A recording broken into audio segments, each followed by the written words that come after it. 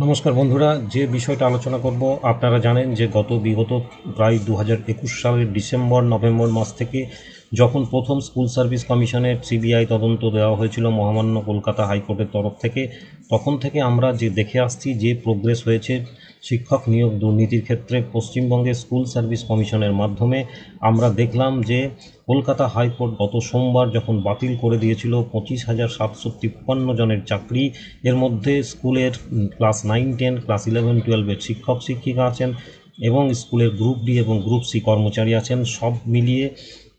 25,753 জনের চাকরি বাতিল হয়েছিল। এই প্রসঙ্গে মহামান্য আদালত বলেছিলেন যে যারা কিন্তু নিয়োগের প্যানেলের মানে টাইম স্পেন্ড পেরোনোর পরও যাদেরকে নিয়োগ করা হয়েছিল, আমরা জানি যে এই প্যানেলের স্কুল সার্ভিস কমিশনের প্যানেলের মেয়াদ 1 বছর থাকে, তারপরেও যাদেরকে নিয়োগ করা হয়েছিল, এমনকি তদন্তে দেখা গেছে যে সাদা খাতা জমা দিয়েও চাকরি পেয়েছিল। এই সব যে ক্যান্ডিডেট যারা ছিল, যারা চাকরি করছিল, তাদেরকে কিন্তু তারা এই যে কয় বছর চাকরি করেছে তাদেরকে সেই টাকা 12% ইন্টারেস্ট সহ তাদেরকে 4 সপ্তাহের মধ্যে তাদের ফেরত দিতে হবে। এই নিয়ে মহামান্য আদালত আরও নির্দেশ দিয়েছিলেন যে সুপার নিউমেরিক যে পোস্ট অর্থাৎ এক্সট্রা পোস্ট, অর্থাৎ যারা দুর্নীতিপরায়ণ তাদেরকে বাঁচানোর জন্য যে এক্সট্রা পোস্ট রাজ্যের মন্ত্রিসভা অর্থাৎ ক্যাবিনেট তারা যে সিদ্ধান্ত নিয়েছিল এবং পরবর্তীকালে তাদের নিয়োগ করা হয়েছিল, এই যে সুপার নিউমেরিক পোস্ট তৈরি করা হয়েছিল, এইটার জন্য কিন্তু মহামান্য আদালত নির্দেশ দিয়েছিলেন যে মন্ত্রিসভায় যারা যারা যুক্ত তাদেরকেও প্রয়োজনে সিবিআই কিন্তু হেফাজতে নিয়ে জিজ্ঞাসাবাদ করতে পারবে। আমরা গতকাল দেখলাম যে সুপ্রিম কোর্ট কিন্তু বাতিল করে দিল ওই 25,753 জনের চাকরি, অর্থাৎ যে স্কুল সার্ভিস কমিশনের পক্ষ থেকে চাকরি হারাদের পক্ষ থেকে যে আইনজীবী ছিলেন এবং রাজ্য সরকারের তরফ থেকে তাদের কিন্তু কোনো দাবি কিন্তু মানা হলো না, অর্থাৎ স্টে দেওয়া হলো না, অর্থাৎ কিন্তু তাদের যে চাকরি গেছে গত সোমবার মহামান্য কলকাতা আদালতের নির্দেশ অনুসারে সেটাই বহাল থাকলো। অর্থাৎ কিন্তু তারা এই এপ্রিল মাসের স্যালারি থেকে তাদের কিন্তু 22 তারিখের পর থেকে তারা কিন্তু আর স্যালারি পাবে না, বেতন পাবে না, অর্থাৎ তাদের চাকরি গেছে। এখনও পর্যন্ত সেই নির্দেশই সুপ্রিম কোর্ট বহাল রাখলো। তাহলে যে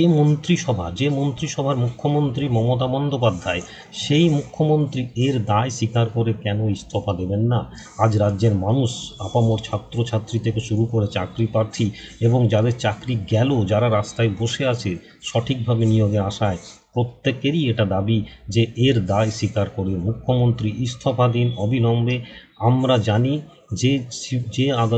মহামান্য কলকাতা হাইকোর্ট যে নির্দেশ দিয়েছিলেন, একটা অ্যাপ্রিহেনশন ভয় ছিল এই রাজ্য সরকার, তারা কিন্তু সুপ্রিম কোর্টে গিয়েছিল গতকাল, ছাত্রছাত্রীদের জন্য নয়, নিজেদের মন্ত্রীরা যাতে না অ্যারেস্ট হয়ে যায় ভোটের আগে, তারা বিভিন্ন জায়গায় প্রচারে বেরোচ্ছে ভোটের কাজে, এই সব কারণ হয়তো হতে পারে,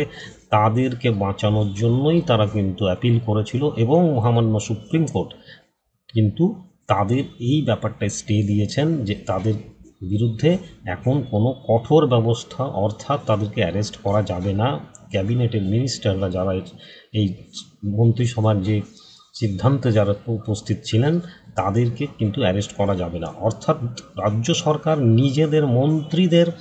বাঁচানোর চেষ্টাতেই মরিয়া, মুখ্যমন্ত্রী নিজের মন্ত্রীদের বাঁচানোর চেষ্টায় মরিয়া। তাতে